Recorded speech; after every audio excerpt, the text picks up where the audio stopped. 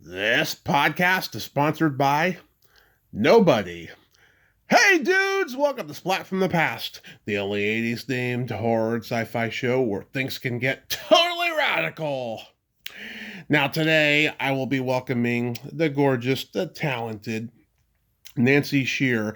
She is an actress. She was an actress and a dancer back in the day. She will be my third Maria Vidal band member from the Jim Carrey vampire classic Once Bitten, celebrating its 40th anniversary. God, I can't believe that movie is that old. And she had previously been a member of Angel in the Reruns alongside another guest of mine, Hillary Carlip, who was my second band member. Kimberly Gold was the first one, and that's not all. She also guest starred on Throb, The Tortellis. She had small parts in Hollywood Shuffle and Two Idiots in Hollywood. Um, she just has she had her fingers in all these different pies, and we're going to talk about a lot of them today, and it's going to be a great conversation. I am just so looking forward to this. My third Maria Vidal band member from Once Bitten. It's so surreal. It's so surreal, and it's going to be awesome. Halloween October is cooking. So yeah, here is my interview with Nancy Scher.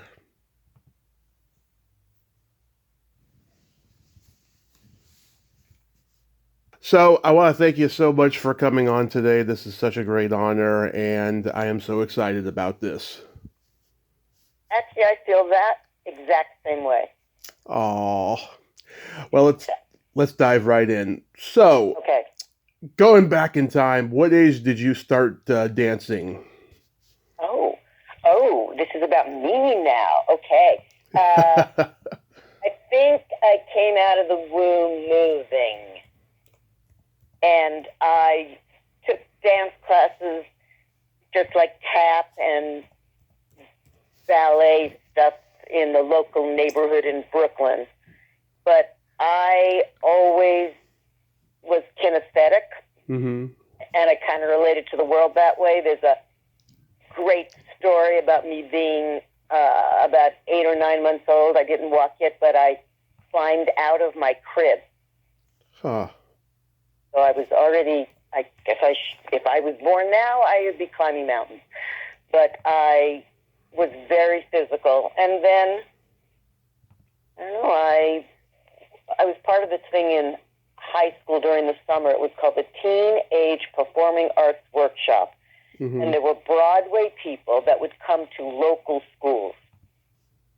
So imagine, did you grow up in San Mateo, you said? Yes, I did. All right, so San Francisco, and they would drive all the way to San Mateo, but they were doing a Broadway show or something. Mm-hmm. And then they used inner city kids, somewhat inner city, and there was a woman who was choreographing. It was called Finian's Rainbow. Oh yeah. And it's Finian's Rainbow. And I played Susan the Silent, which is a dancer part. And then at the end she has a line, like she's under a spell. And the woman said, you should go to Juilliard. And I'm like, what? Because I did not have years and years of ballet after my younger years. I just danced. But she saw something, and I actually got in. I auditioned for Juilliard, and I got in. Wow. And then I had to work my butt off because most people that went to Juilliard were already cooked by the time they came in. You know what I mean? Like they were. Right. Oh, yeah, they were amazing. So I worked my butt off, and I went to Juilliard, and then I did a lot of dance, kind of modern dance stuff. I didn't do Broadway because I was snooty, and I was a modern dancer. I lived in a loft in Soho. I did all the right things. I ate brown rice. I did everything. Wore black. Did all those things you're supposed to do, that image of modern dancing. And then I left New York like in 77 or so, and I went to the Bay Area and met these girls in Marin. Yep. And original musical called Breakfast in Marin. I'm giving you like the encapsulated kind of version of this all. That's perfect. And that's kind of where I met our friend, Kim. Yep. And then from there I went to L.A. because people in L.A. were interested in this musical. Mm-hmm. An original funky rock and roll musical that was at Chez Jacques. Anyway, and I stayed in L.A. and I stopped dancing. I just started auditioning for sitcoms, and I did voiceovers. I did stand-up. I did a little of everything.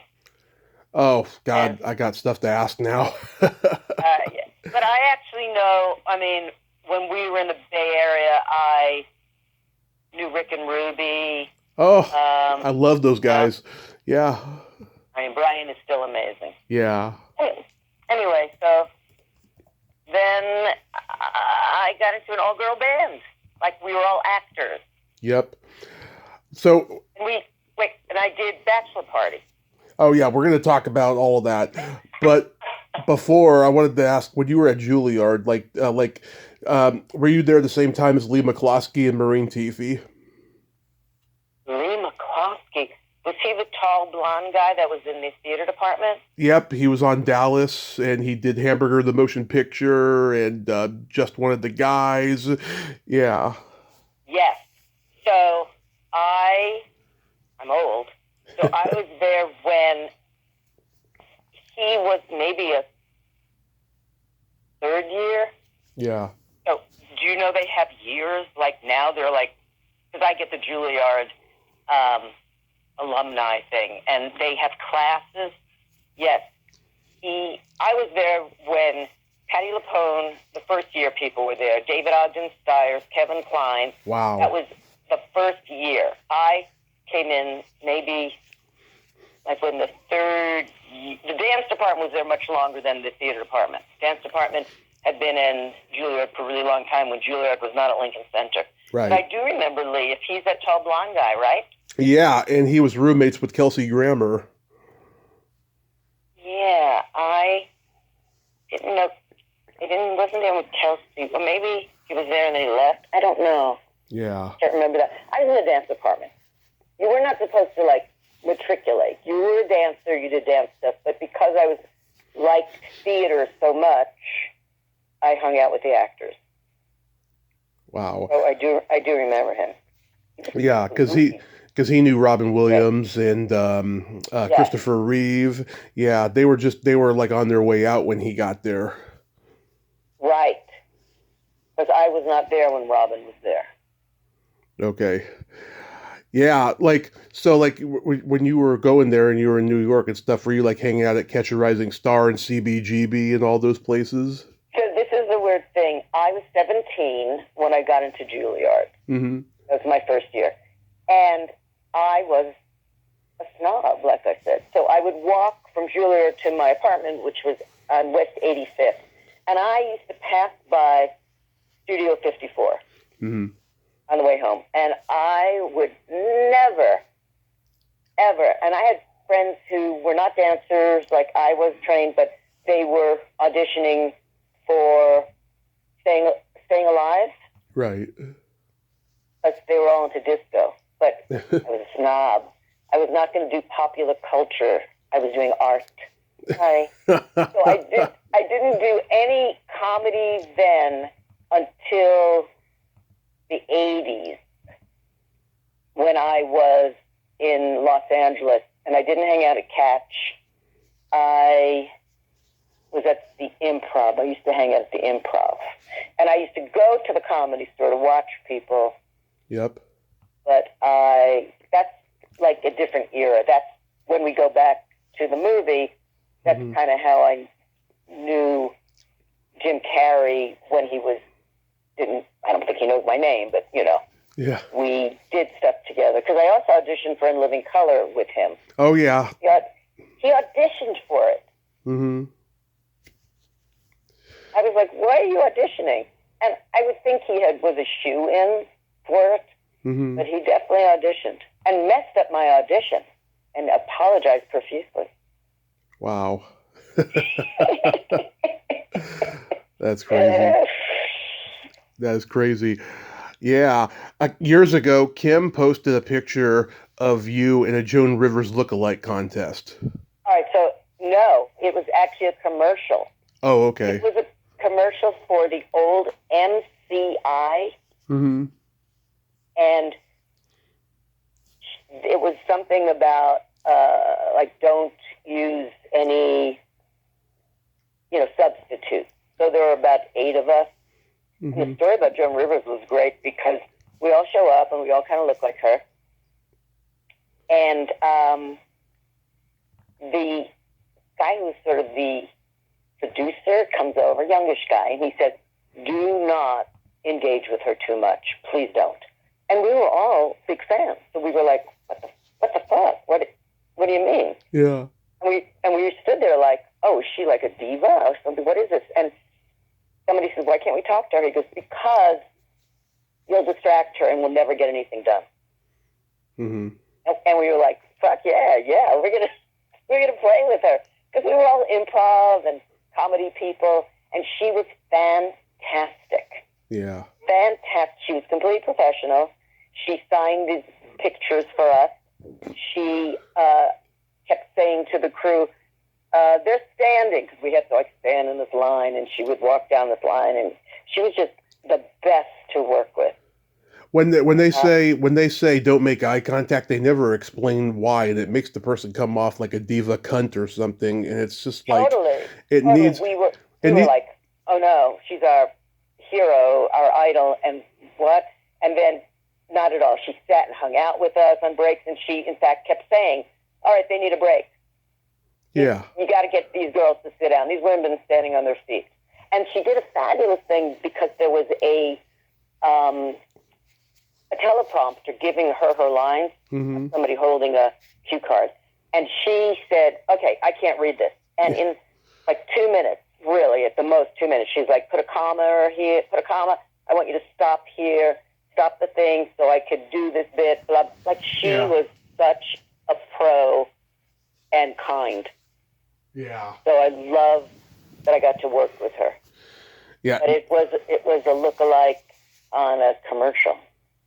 And I think you could still find it somewhere. Somewhere you can find that commercial. But it was...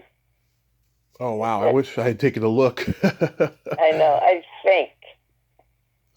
Yeah, it's funny. I don't want to go down the rabbit hole of talking about my car crash, but when I did have my car crash and I woke up from my coma, I told my mom that I went to heaven and I met Lucille Ball, Robin Williams, and Joan Rivers, and they took me on a spiritual comedy tour. And when I had Lucy Arnaz on this summer, I told her the story. It got pretty emotional. I forgot to mention Joan, and I feel so bad that I forgot to mention Joan. My mom had to remind me later that I'm thinking about reaching out to Melissa Rivers next year and telling her the story. That's just what I thought. You should talk to Melissa. I don't know Melissa, but you should talk to her. Yeah. So, wait a second. You really, that was not just like a thought, you really had this dream that you went with them? I have no memory of it, but my mom told me that's what I said. That when I woke up, I was under all that anesthesia, And you said 30 days you were in a coma? 30 days. Wow. What did you...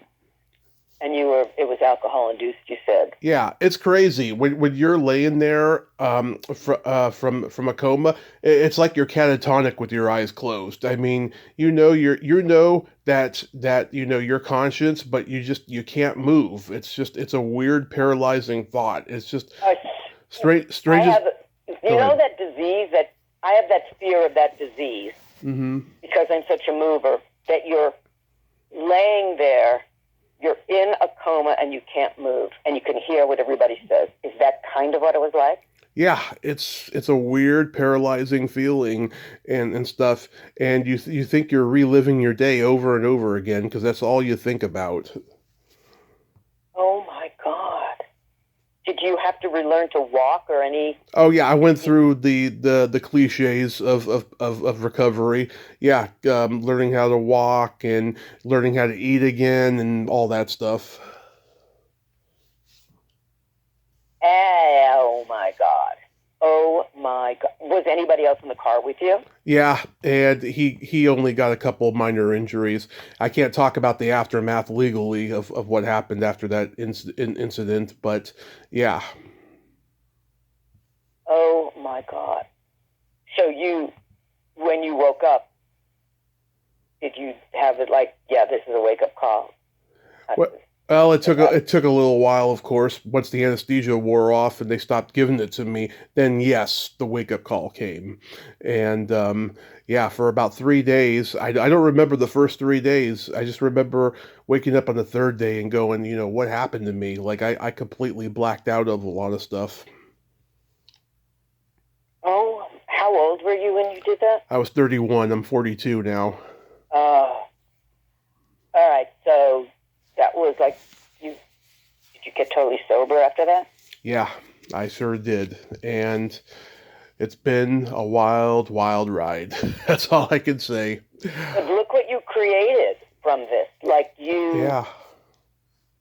Like you said, you listened to Mark Maron, who just stopped his podcast. Did you see that? I've been crying for a week about it. That Thursday show he did last week made me cry. This one with Obama didn't make me cry as much because even though they were talking about heavy stuff, it wasn't as sad as the Thursday show was. Yeah, I am just devastated. But, it happens. I have a feeling he'll come back to it eventually. Wow. But he was such an influence on you. Amazing. Yeah, huge influence on the podcast part, yes. So, go ahead. Go ahead. I was going to ask you a question. So, I knew what I always wanted to be when I grew up. I mean, it's a change now, but I kind of always did what I wanted to do. Mm-hmm.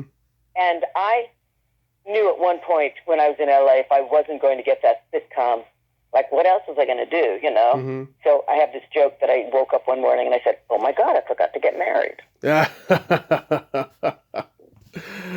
the hell? So,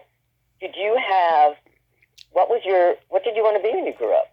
I wanted to be the next big thing in comedy. I wanted to be Jerry Lewis and Adam Sandler and Pauly Shore and Chevy Chase, all these guys I grew up loving in comedy. And that was the goal, the first year after the coma. And then I started my podcast. And then when I started learning the truth about the industry, I was just like, yeah, fuck that. I love where I am right now. I'm grateful for what I have. I got my family. I got my health. This is what's important to me. Fuck being famous. Yes. It's so interesting that you say that because what you're doing is giving you life. Yeah. And you're being successful, whatever that word means, money-wise or not, but you're being successful and it's giving you a purpose. I think that is what it's all about. Yeah, absolutely. It sure is. And I'm chronicling oral history of entertainment I grew up on, and I like to think I'm doing it a lot better than all the other podcasts are doing because because the pandemic spawned a lot of idiots starting podcasts. And I don't know how they have the followings that they do, but that's a whole nother story. I'm very critical of other podcasts in this genre. Good. I like that. Thank you. I don't hear it as negative. Being critical can be negative, but I just think it's wanting to further like something that's better. Yeah. Not just tearing it down. I'm with you. I can be, right, pretty astute about something that's good or bad. So, good. So tell me about the first time you ever went up and did stand up. Like, how did that happen? Oh God, I did stand up. Might have had two things. I don't know if Tim told you that. Years ago, I used to do, when I did Joan Rivers, I had a boyfriend at that time. I'm going to give you a little context. I had a boyfriend who was doing Columbo. Yeah. Looked like Columbo, but for corporate parties and birthday parties. So it was sort of like a look-alike, but not like a tap dancing look-alike thing. Right. And singing telegrams were really big. So one day he said, you have the whole stuff from Joan Rivers. Why don't you just do what I do and go do Joan Rivers? And I'm like, oh, God, there are gay guys who do her better than I do. And he's like, no, you're good. So I was like, grab up. And I went, oh, okay. And he booked me without even telling me.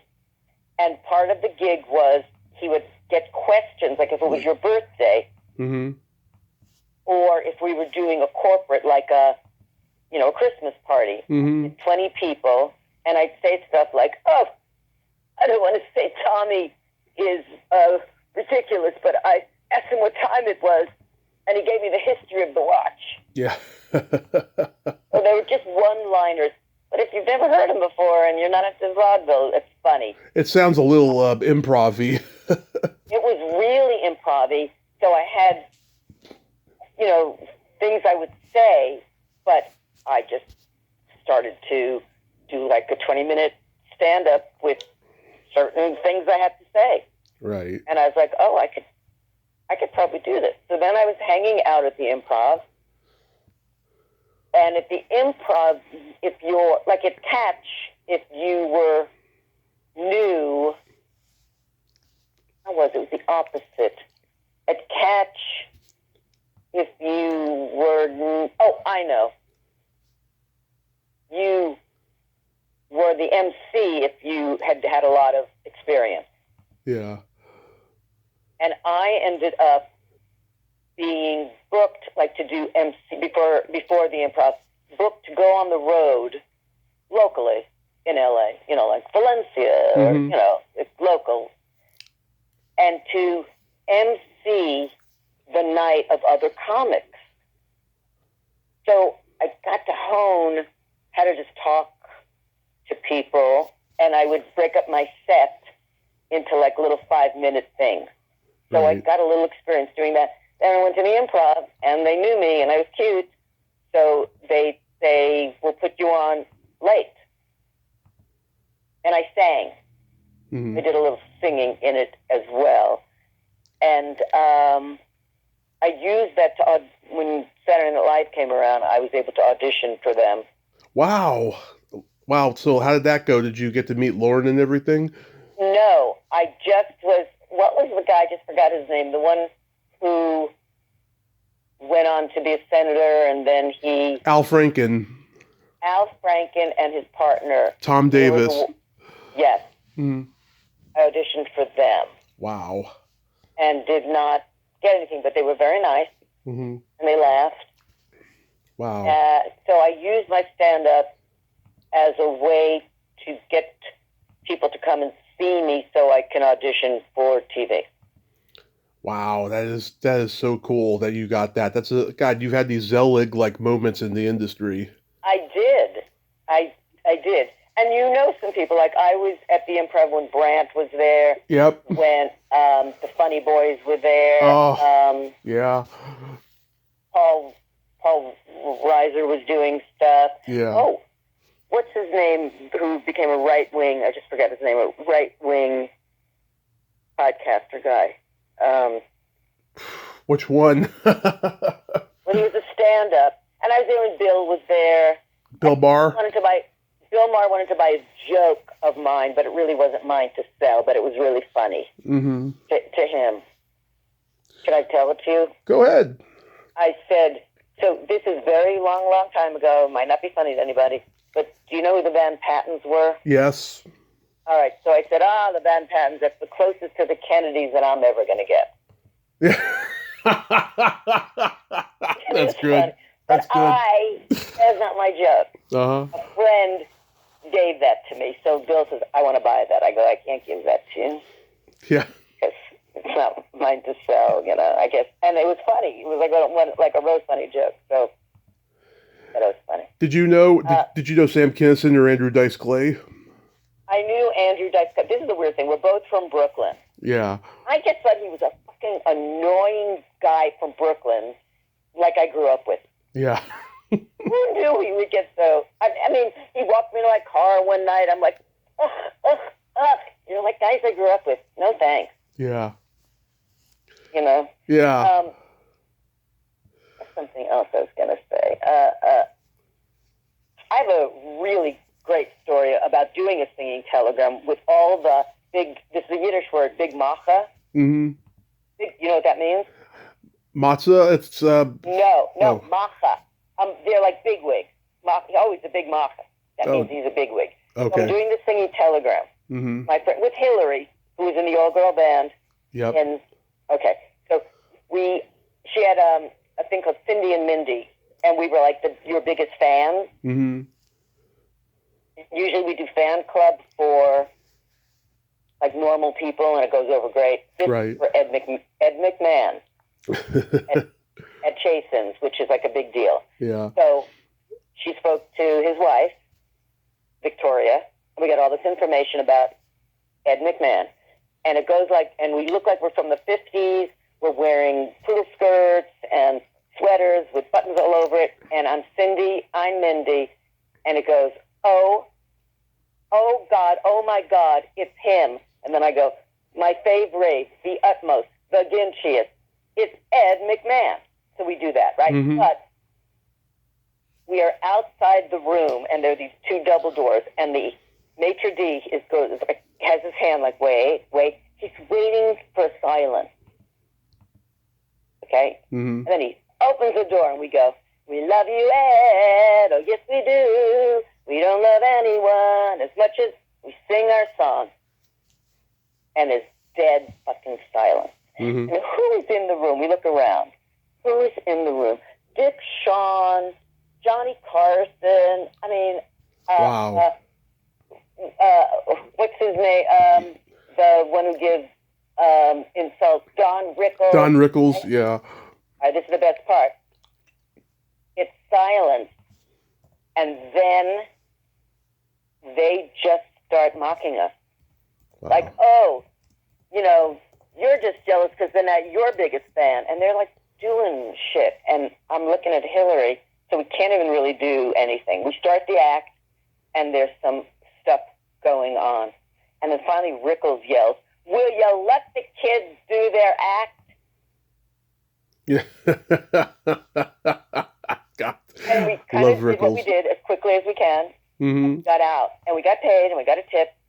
And then I changed my clothes in the car, and I went to the improv. And I'm at the improv, still shaken about what happened, because we usually get, like, applause, whatever.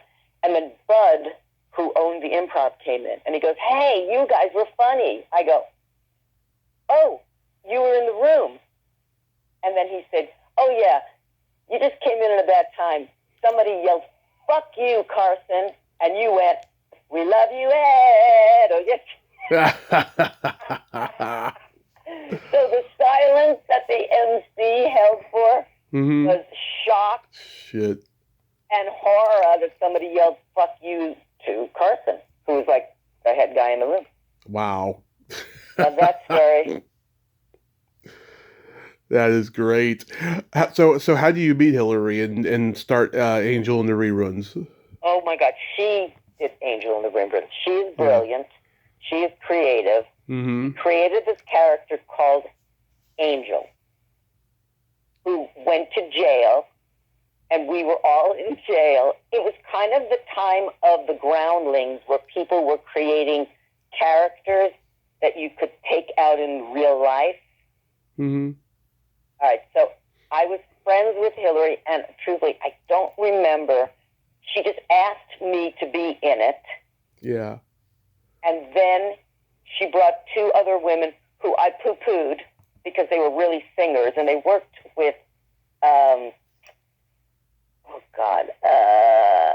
don't remember his name. I'm having brain farts here. But they were so funny. They were great. We got these wigs. We got a woman to make these costumes. And then I was at a party, and somebody said, oh, you're in an all-girl band. They're looking for a band to be in Bachelor Party. They really want the Go-Go's. And I went, fuck that. They're not actors. We're funny. Yeah.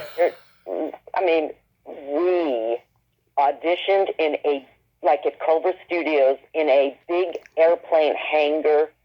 It was empty. there was a guy with a van that pulled in to unload stuff, and we went over and we said, can we enlist your car for a moment, your van?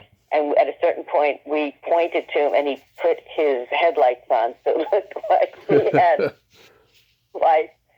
And we sang, we did a little set. We sang Wishing and Hoping, and we sang original songs, and we were hired. And we were on that set, could have been 3 weeks.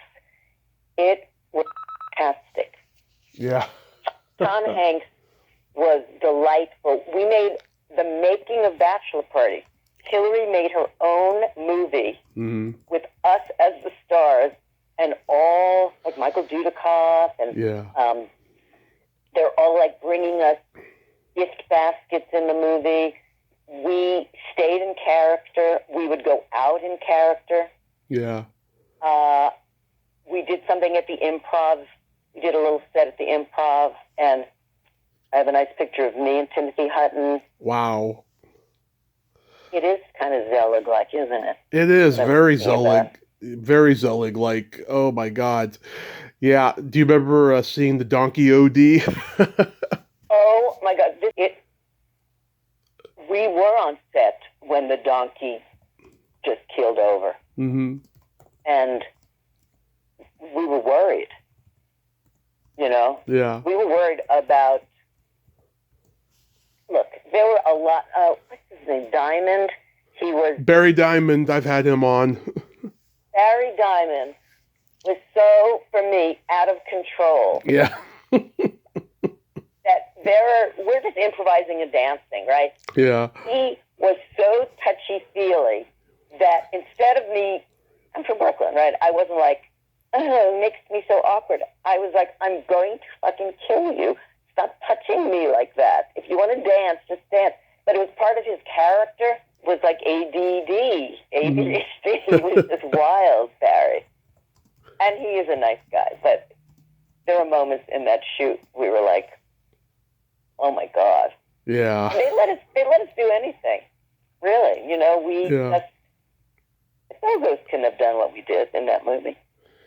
Yeah, I mean, I didn't know about the Go-Go's being considered, but I'm not surprised because the IRS Records did the soundtrack and they had REM and Oingo Boingo on there. So, yeah. When we were recording, I think the two guys were doing an original song. So there's a woman who works with Hillary. Yeah. They do writing songs. And I remember, I think, two of the guys from Rod Stewart's band were doing something there with us. Oh, yeah, Brock and Davis. I guess. I don't remember. I just knew they were these guys that were recording us. And they leaned in and finally said, oh, you guys can really sing. Yeah. Because they just thought we were girls who were, I don't know what, play acting, but it was really great to record. And I got my SAG and AFTRA cards from that movie. Wow. Which is great. That is great. Yeah. Like on my terms. You know what I mean? The way you're doing your podcast, that's how it was to do that. Yeah. How bad was the backlash over Buffy come back? Oh, you know, I didn't really see backlash because I used to go. So Hillary would ask me to dress up. This is a time in Melrose when there was a lot of ska bands and shit like that. Yeah. But I dressed up in a little plaid mini skirt and teased my hair out, and I went to see Rodney Bingham-Heimer. Oh. I'd knock on K-Rock on the door, and he would be like, who's there? And I would say, Lovey from Angel and the Reruns, and I could be on his show, and he would play new song Hillary and Miriam Cutler had written and that we sang. And he was great. And he knew that I was a pro. He didn't look at me like I was a punk, you know, like a punk rocker. He knew I was marketing, and he was great. He let me talk on the radio. He'd let me do kind of like promos. Yeah. I thought he was great. So whatever people said about him, I just felt like he was a really kind, focused guy when he was on the radio. I have a friend. She met him, and he put his tongue down her throat. See, I heard all those crazy stories. Yeah. He didn't do that with me. He welcomed me as an equal. It was fun. You walk up these long, stairs in the back, press the button, and I got let in. I was like, do you need another person working here? It was like so great to be there. Anyway. Yeah. So I didn't really feel the backlash of that song. Yeah, because you guys were doing a loving tribute. It wasn't like Bob Geldof doing I Don't Like Mondays. No, we were, Buffy, Buffy, come back to me. Why just and OG. So we have, I think you can listen to it. Did you listen to the stuff on YouTube? Oh, I've heard that song a lot of times, yes. So great. But we also have Beaver Cleaver Fever. Oh, yeah. I got the Beaver Cleaver Fever. Oh, my God. Mrs. Kravitz. Oh, yeah. Yeah, I mean, that's what I love about that generation of, it was the first generation of, like, paying homage to pop culture of what you grew up on. Hillary was pretty brilliant. Kudos to her. She writes books. Got a new book out. So she was friends with Allie Willis. So there's like this whole mid-century thing. She is just really brilliant. And the Angel in the Reruns thing was great because we met in jail. Yeah. And we all took names. I was Lovey from Gilligan's Island. Oh, yeah, I was going to ask you about that. So that came from Gilligan's Island? Lovey was Gilligan's Island. We had my friend Perla Bataya, who she sings now. Yes, Leonard Cohen. She sang with Leonard Cohen. Julie Christensen was with them, with Leonard and Perla, and they became the other women in our band. Oh, my God. We were performing. We were up front, almost like Bette Midler stuff. Right. Whereas, and then we had a band, and they were lesbians. Yeah. And they were all top, like, musicians who were studio musicians. And we dressed them up. And we had a great band. When we played, they were unbelievable. It wasn't punky. It was like good music. I was very blessed to be part of Hillary's world for some time. Yeah, it was good. It was just amazing. It was a heyday in Los Angeles at that time. Like, if you're trying to be an actor, it's pretty tough. You're always auditioning for things. How do you get your cards? Your union cards. It's like a catch-22. Can't hire you unless you have your card, but how do you get your card? So get my card through creating our own world. Pretty good. I'm blessed to know her. So, did you and Hillary know Maria Vidal already when Once Bitten came into the picture? I cannot. You're going to kill me. I cannot remember how Maria. Maybe Hillary knew her. But when we all got together, because they weren't the same people from Angel in the Rerun. It was just me and Hillary, and I knew Kim. And I guess what we did is we took pictures first. We did like band promo pictures. Right. And then brought it to them, and they were like, perfect. And Howard Shore was the director. Yep. And not to sound too zealot, but I knew Don Henley at that time. I was waitressing in this sushi bar, and he lived around the corner on Mulholland. Yeah. I got to know him. Wow. And I remember he had just done Boys of Summer, and there's a little boy that's playing drums in the video. Yeah. Right? I told him that I'm going to play drums in this movie, and I practiced, not on his drums, but I remember he came in the restaurant one night, and he introduced me to the little boy. He brought the little boy in, and he said, she's a drummer, too. So, because I'm a dancer, I kind of picked it up. I don't continue to play drums, but I really liked the way it felt. And if you watch, the original cut, we could really, really see before they edited everything, if we saw dailies, you could see what we were doing. And then they cut away a lot. Right. But I had fun dressing up.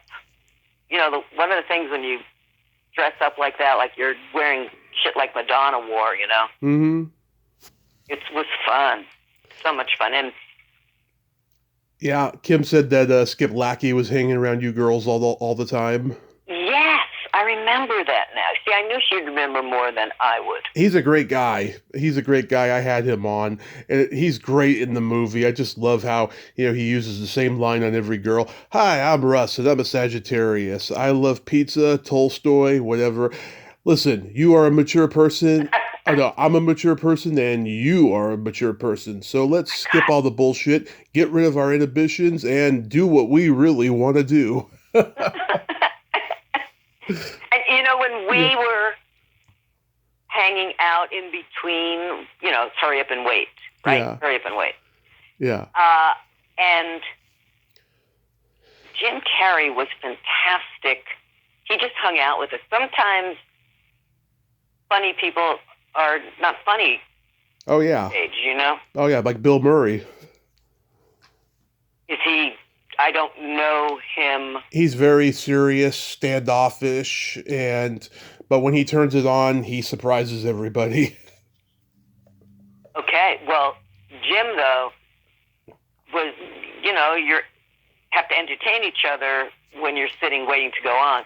And we could say, do Jimmy Stewart, because he was really doing his impressions at that time at the Comedy Store. Oh, yeah, he's doing Michael Landon and Henry Fonda and On Golden Pond. He did all of that for us. We were sitting in those director chairs, and he was terrific and professional. It was a very good movie set, It was, for us, I mean, I don't know how long. I don't even think we were there more than a week.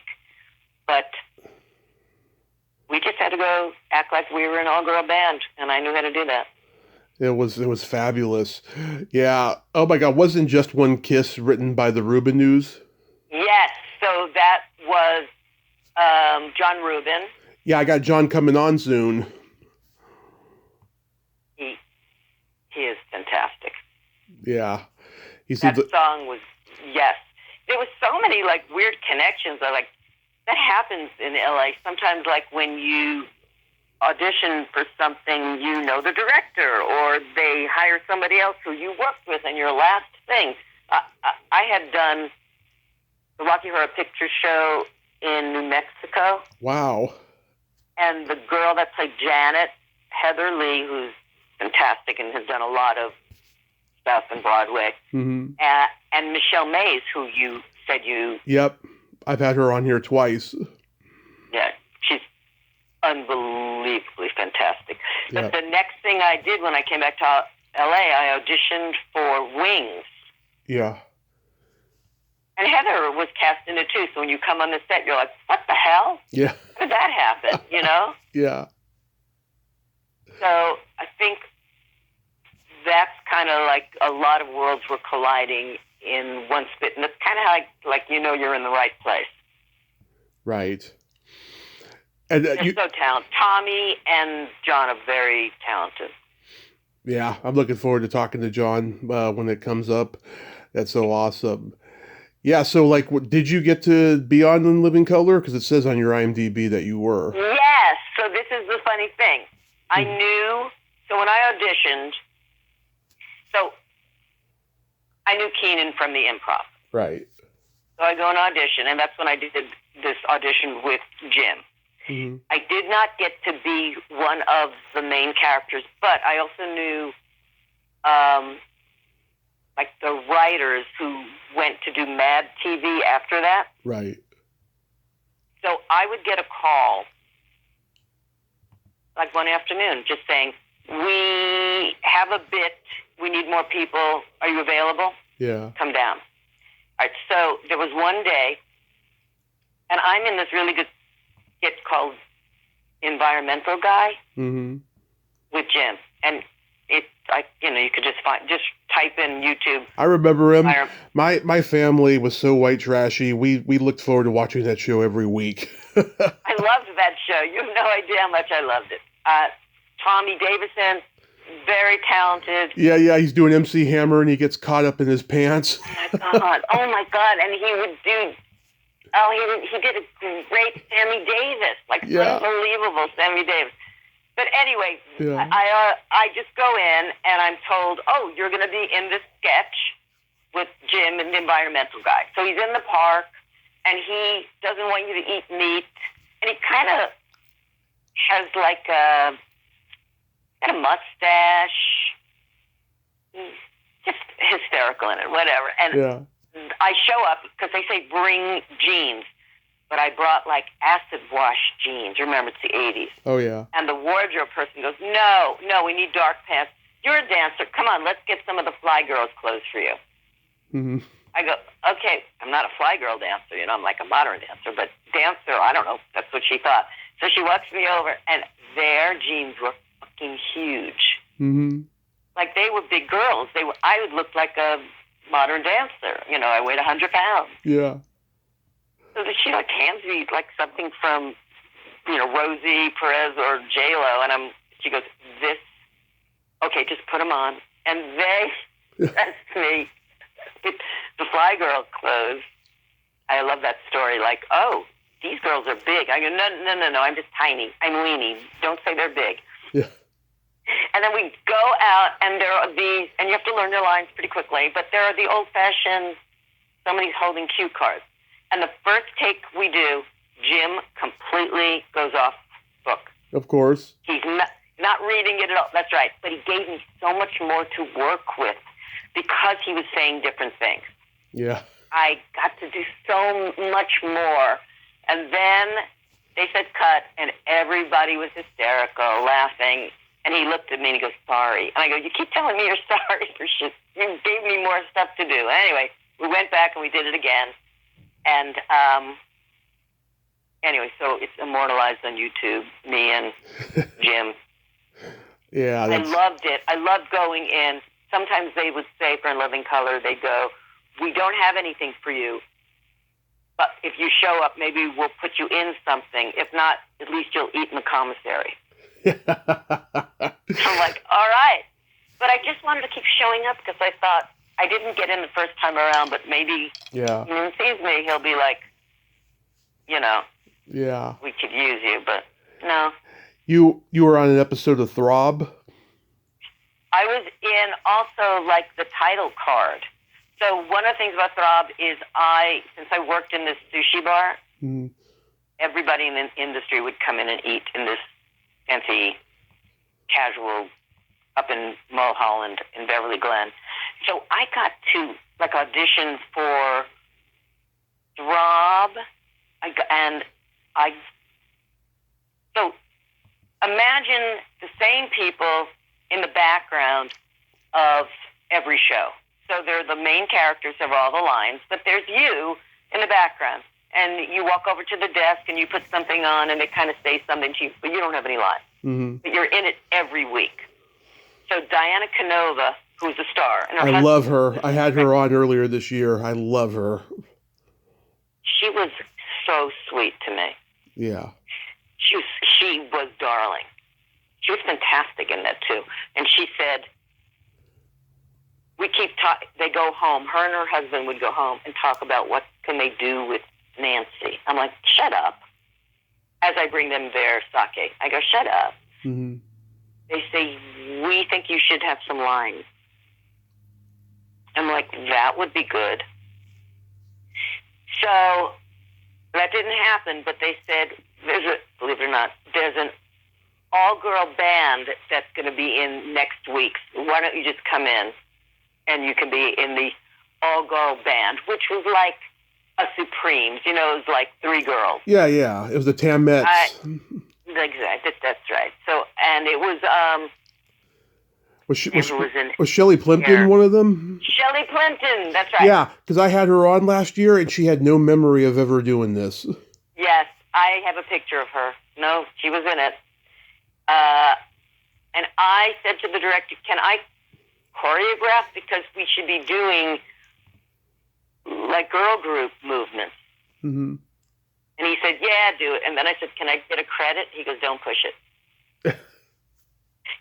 And then, you know, usually, so this is the thing when I was doing the show, they'd go like this.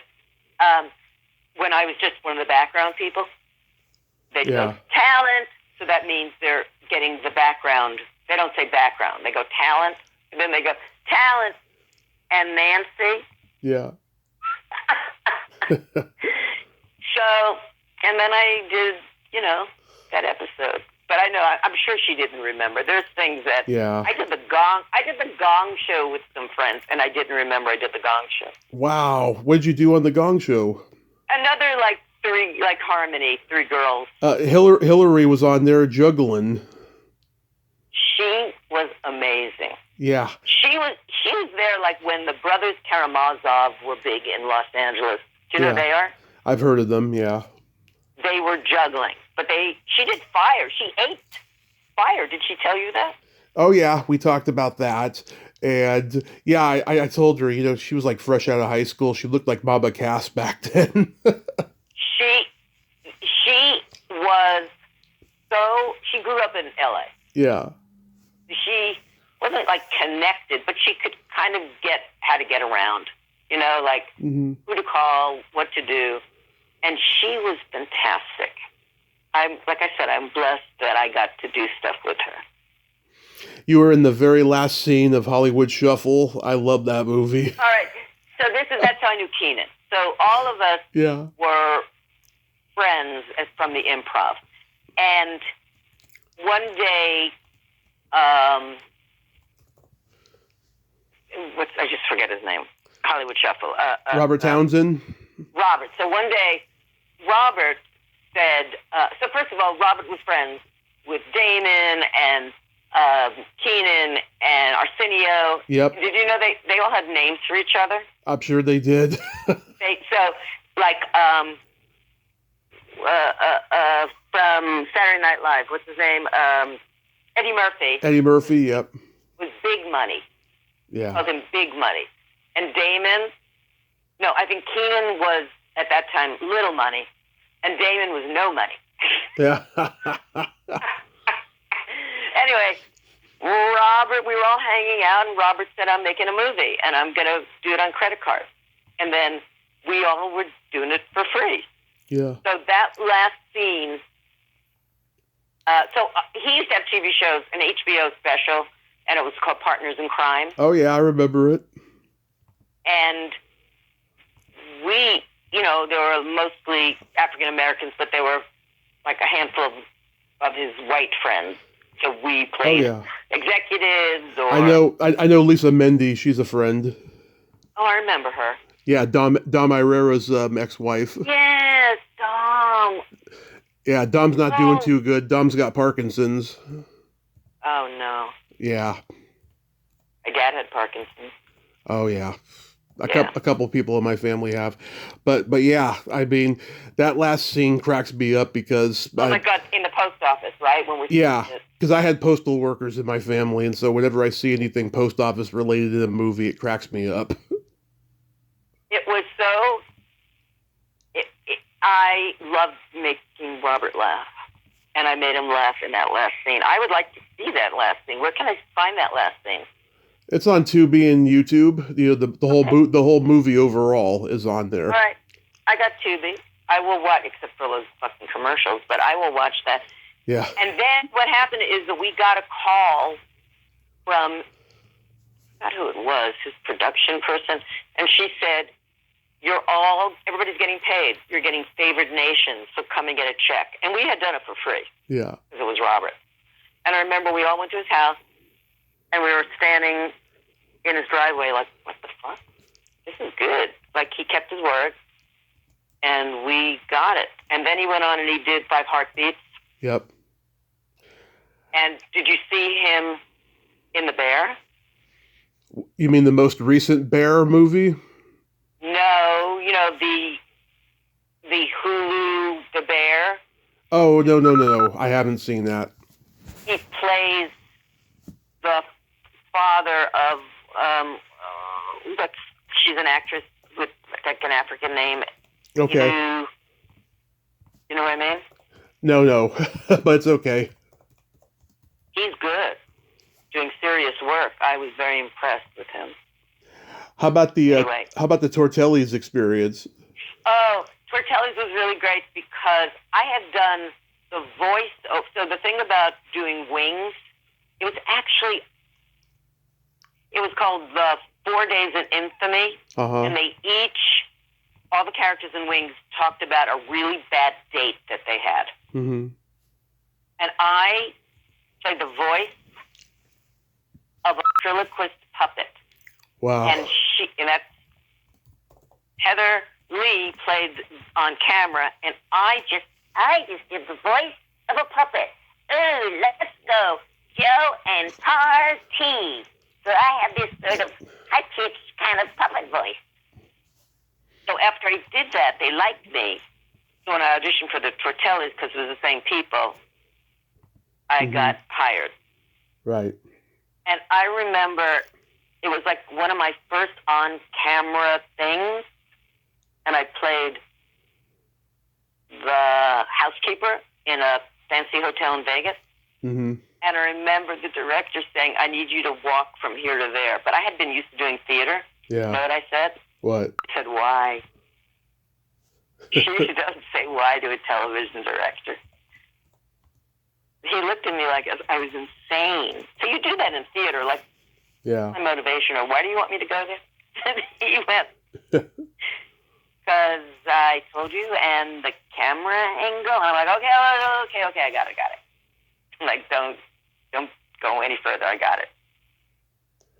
So we made up all this shit. They don't like tell you what to do. Right. They just say, wheel the thing in. And they don't say, I need you to sit down on this line. I don't know what. Me and the other woman, who was really good, and I forgot her name. But, Jeannie Kasem? She was good.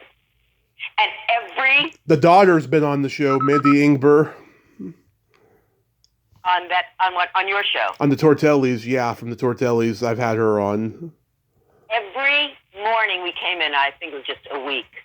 Every morning, from the table read, they gave us new pages. So every day you come in, you have pink pages. The next day you have yellow pages. Every morning, you're scrambling to memorize lines. I was, baptism by fire for me. Mm-hmm. And I just had good, who knows, if I had been on the West Wing or something, I might have complaints, but I'm just grateful for all the people that I've worked with, and I met good people. I mean, I auditioned for Clint Eastwood because he was a customer at Sushi Co. And he said, I have a part for you. What movie? Heartbreak Ridge. But oh my God, I saw that movie with my parents at the drive-in when I was 3. I got to be friendly with the guy that played the Swede, Pete Koch, the big guy. Oh, yeah. And he has like a big online presence now. He's like a big bodybuilder guy. Yeah. He was with the Kansas City Chiefs. And when I auditioned for Heartbreak Ridge, he was there and we talked for a little bit. And then when I got on the Tortellis, he was sitting at the table. Wow. I'm like, what the fuck? He didn't have to say anything, really. But he played Sven, the Swedish masseuse guy. But the Tortellis, everybody was kind. Everybody was kind to people that were coming in, especially for Wings. What was amazing is because I was not on camera, I didn't have a dressing room. So I got to sit in, oh God, I would have dropped his name so badly. He played the cabbie. He's been on Broadway. He played... Shaloub. Oh! Yeah. He said, just sit in my dressing room. You know? Yeah. So, I don't know. I never made it. I tried. Yeah. I've got fun stories of people and... One more movie I want to bring up, Two Idiots in Hollywood. I love that movie. Okay, so I'm still friends with Jeff Doucette. Uh-huh. And being with him was great. And we did a play on stage, so I got to be part of his group of people. Stephen Tobolowsky, Yep. Beth Tobolowsky's girlfriend. I did not know how amazing Stephen Tobolowsky. I didn't know who he was, you know. Yeah. I know. I have done a lot of kind of quirky, edgy, offbeat stuff. Yeah. Now that I'm thinking about it.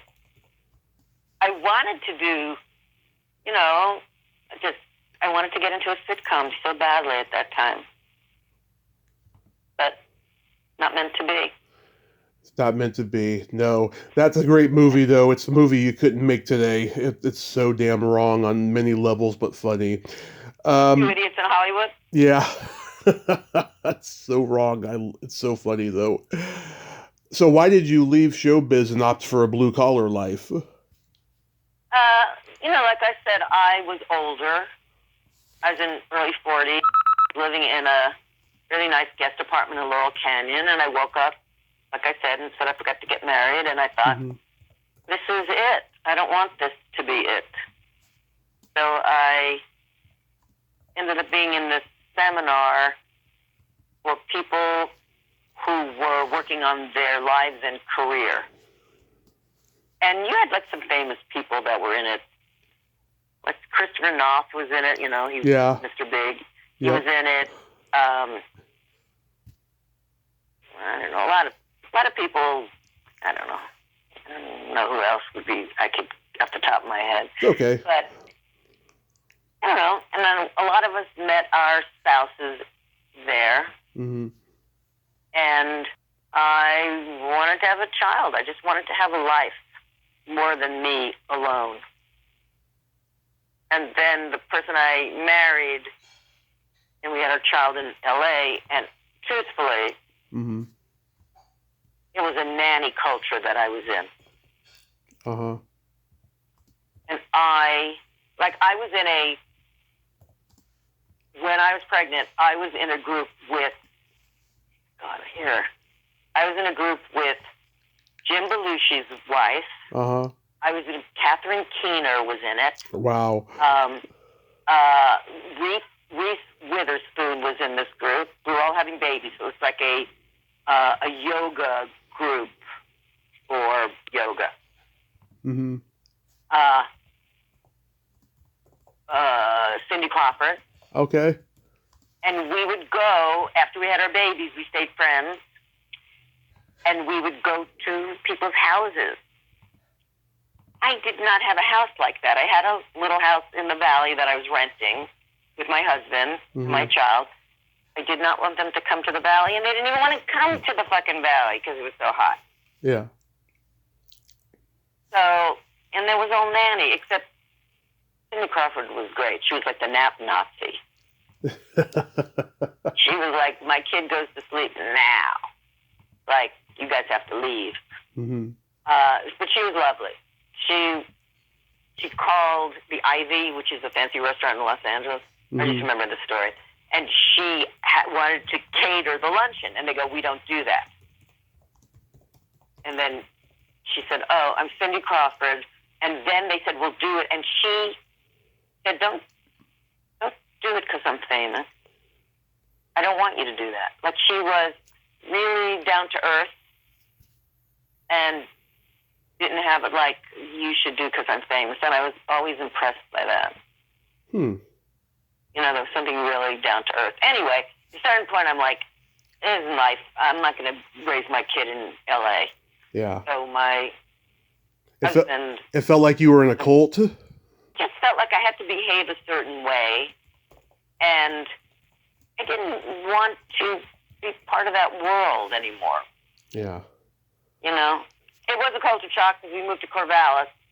and it was, I was very unhappy there. Wow. I was really unhappy, but I had Grandpa and Grandpa, my husband, had my mother-in-law, father-in-law, and my kid has great memories of growing up with Grandma and Grandpa. So it's not about me anymore.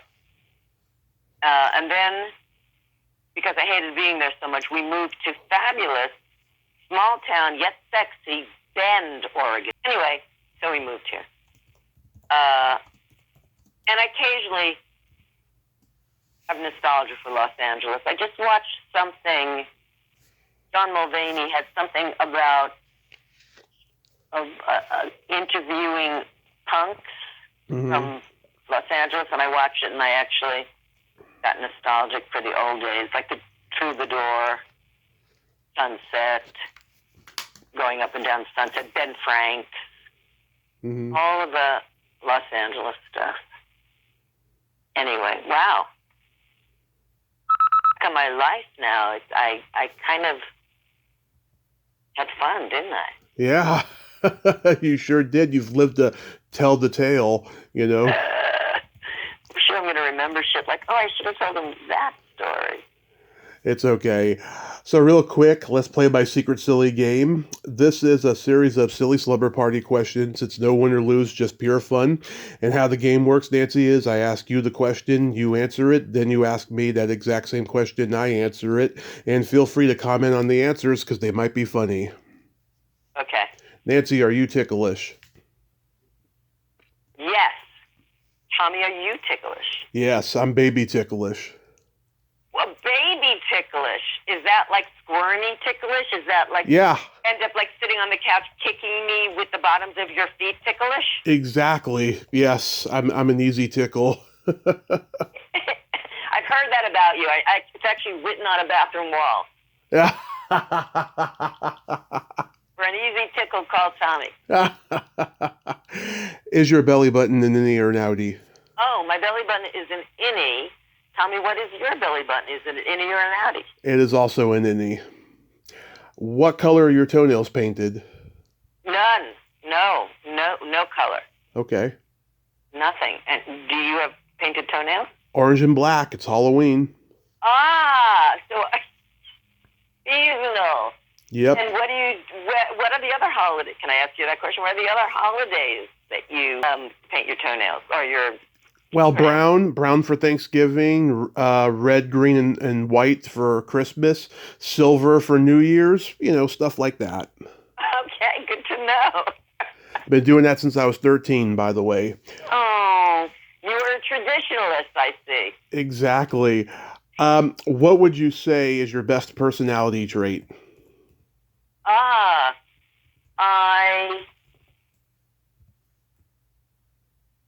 can get people to talk to me very easily. People will tell me their life stories even in an elevator ride. Mm-hmm. Love it. Just have that. I remember looking at my husband, my ex, going, what is that? He goes, you just have that thing. People, he said, I think your mission in life is to make someone's day. That's wonderful. I like that. What is yours? What's your trait? I'm a Gemini, so I have empathy and I have no filter.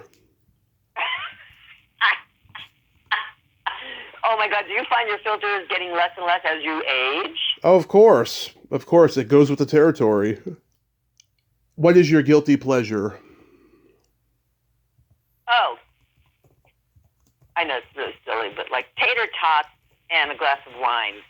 That is like a guilty, because I try not to eat fried food, so anything fried is a guilty pleasure. I really love fried food.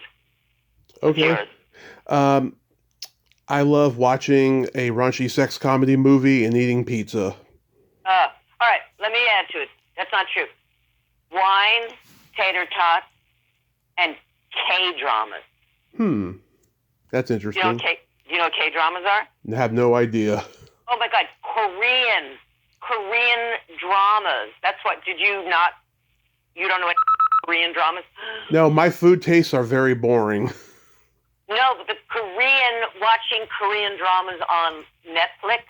I thought you were talking about food. I was like, Korean No. dramas. What's that? Sounds like something high-end fancy. The K-dramas, I see. No, K-dramas.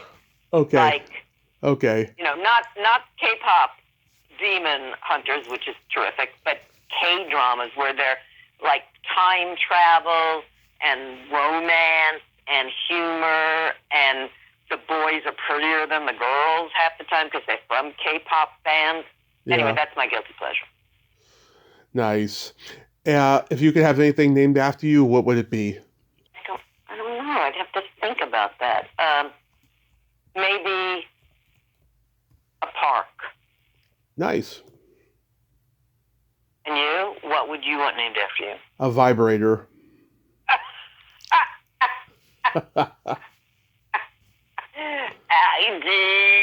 Do you have like the Tommy or the Tommy gun? What is it? The Tommy Chatsy. Tommy gun is not a bad one either. And it would have a clit sucker, and I'd call that the Tommy Constrictor. Constrictor. I like it.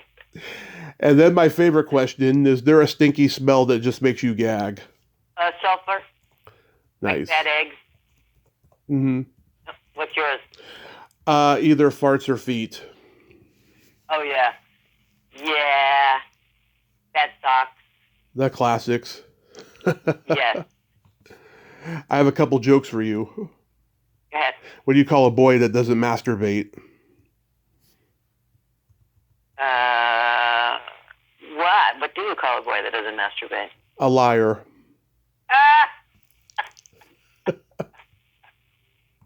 Got it. What's the difference between tofu and a dildo? Oh. I don't know. What is the difference between tofu and a dildo? They are meat substitutes. These are good. I'm actually laughing. They're good.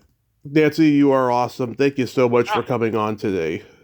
You definitely shine. You can go anywhere with your conversation. Oh. And you're a pro and you're relatable. I mean, and your voice sounds like what you look like. Thank you so much. I've never had anyone say that to me, but thank you. That was a compliment. Yeah, that's what I meant. All right. Love that we did this, so thank you. Thank you so much. Yes, I appreciate that. And I'll talk to you later. Until then, you have a great rest of your day. Happy holidays and be safe. Yes, you too. Bye. Bye-bye. Well, there you have it. Nancy Scher, ain't she a sweetheart? Oh my God, I freaking love her. She is a character. And wow, I didn't know she did stand up, but I'm not surprised. She is funny. And that was just so fabulous. And I'm so glad that we could have that talk. Wow. Out of all the girls in that band, wow, she was just so lively and entertaining and had a lot to say. I just enjoyed that. Well, until next time, this is Tommy Throwback Kovac saying, there's no shame in living in the past because the present sucks. Later, dudes!